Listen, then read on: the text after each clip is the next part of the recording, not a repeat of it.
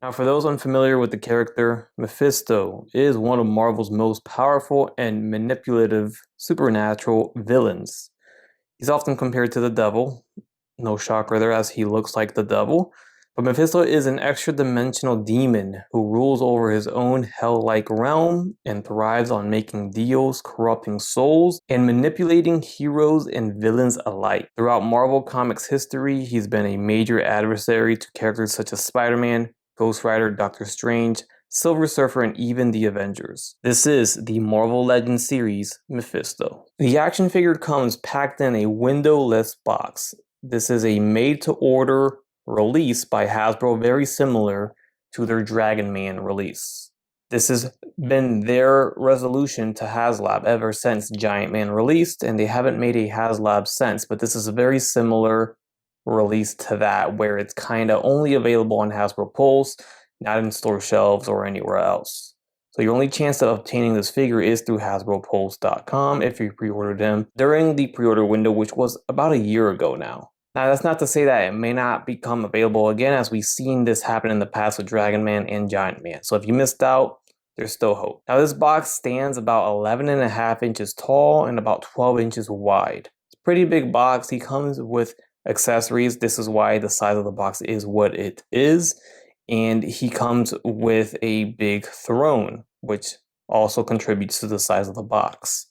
Everything is packed in a blister plastic packaging within the cardboard box, and there's 2 layers to that clamshell packaging inside. The throne itself is separated in 2 separate pieces to fit in the box, the first piece being the base, and it's very highly detailed. The first thing I noticed was the good amount of skulls surrounding the base, some good shading as well applied to the plastic molding, which is kind of a reddish burgundy color, brown color there.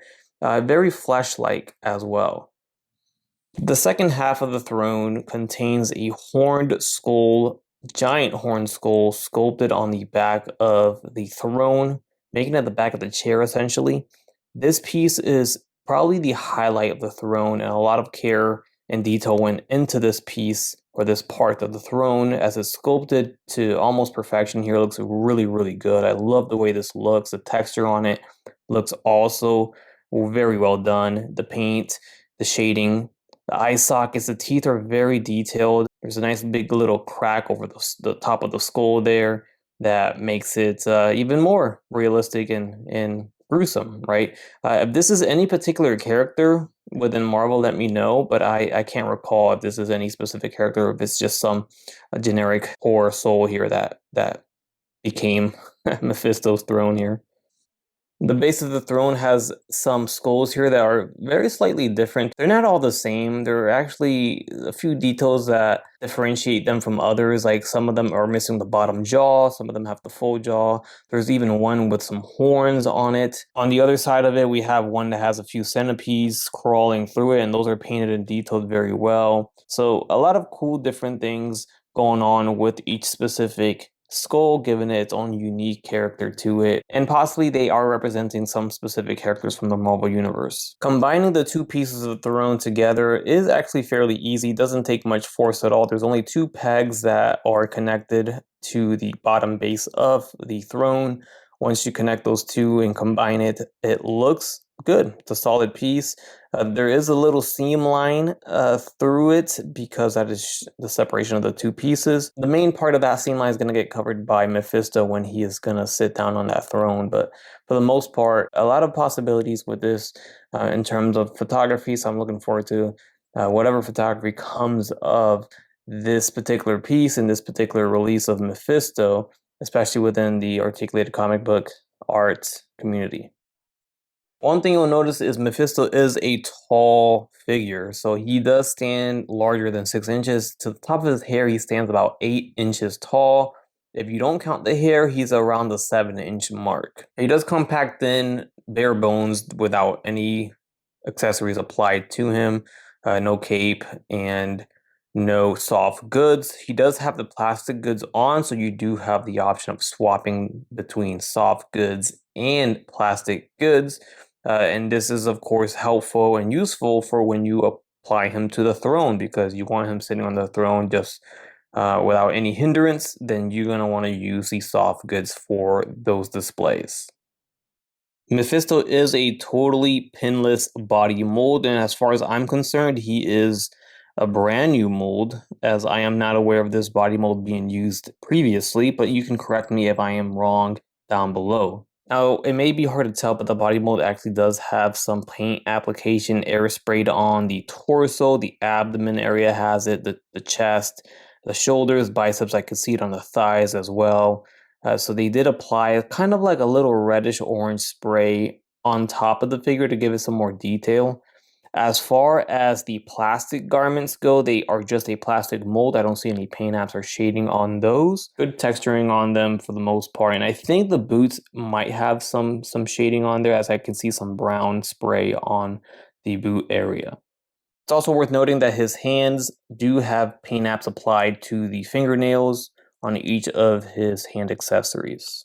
Now, as far as the head sculpts are concerned, they are, of course, very nicely done. I think it's no secret that Hasbro does a good job when it comes to head sculpts for the most part, and this is no different here. I think they did a really good job executing these face expressions.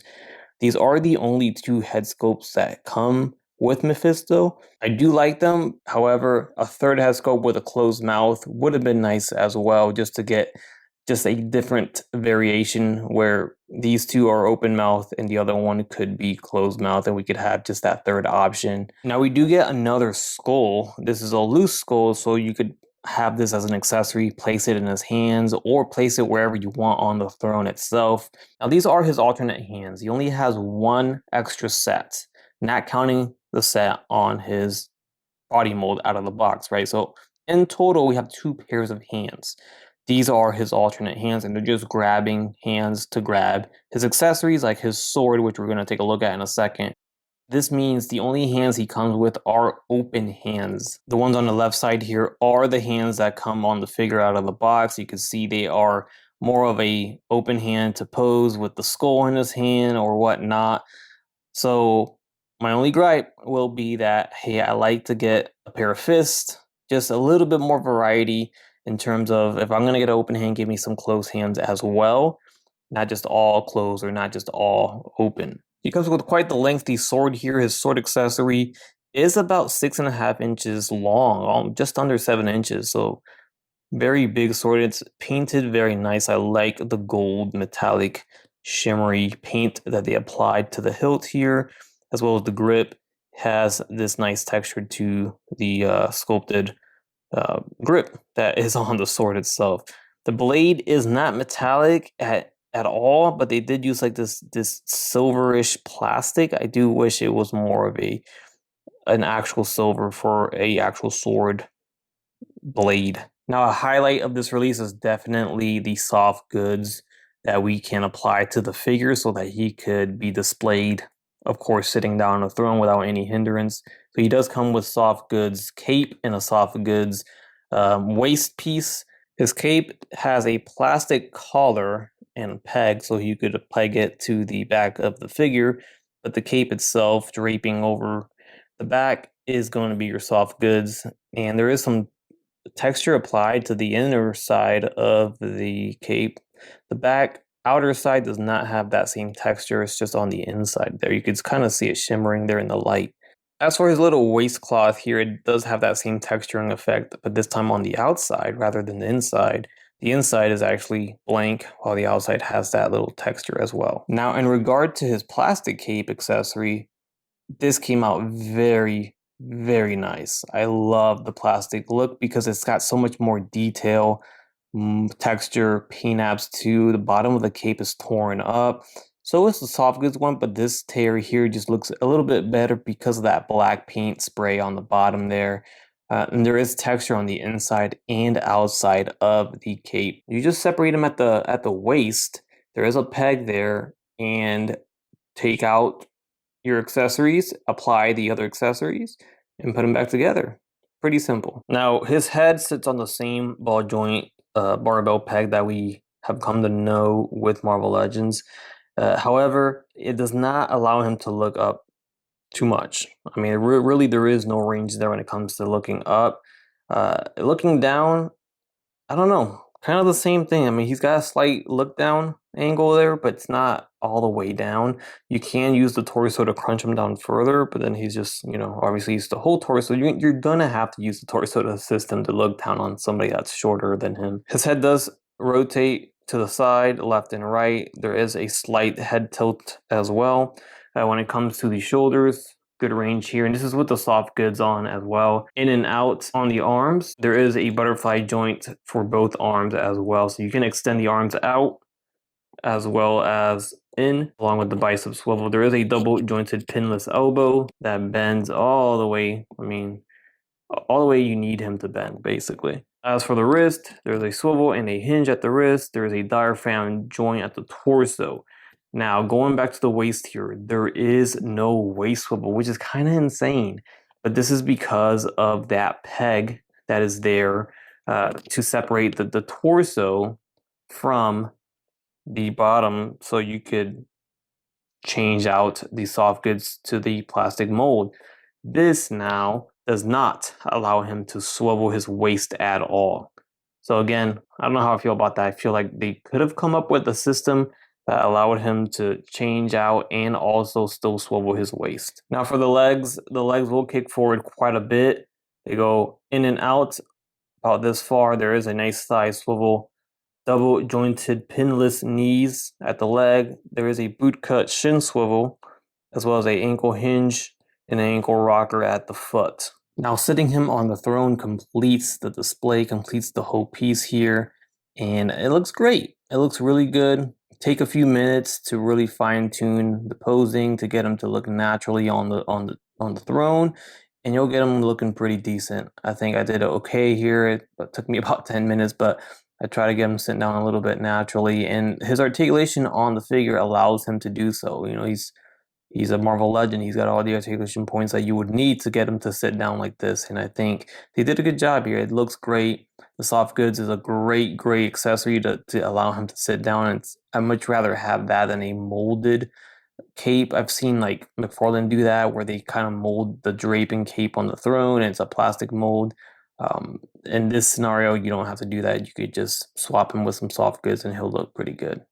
So next to our previous made-to-order Marvel Legends release, the Dragon Man, our mini HasLab I like to call it, Mephisto is pretty short or small compared to Dragon Man, but Dragon Man is a big figure. If you have this figure, you know. And if we throw in a regular size figure, you can see Mephisto is taller. Now, to be fair, Cable is a big guy, so he's a bit of a bigger figure, so let's see how he looks like next to Spider-Man. So hopefully this gives you a good idea of what Mephisto's height and size is next to some other Marvel Legend figures. So that is everything that the Hasbro Marvel Legends Mephisto made-to-order, quote-unquote mini HasLab release has to offer. I think this might be the one and only time we'll get Mephisto in Marvel Legends, so I feel like if you're on the fence about this figure, grab him. I can't foresee a re-release of this as a regular store release, as you can see the only avenue that they had to release this type of character was through Hasbro Pulse on a made-to-order program.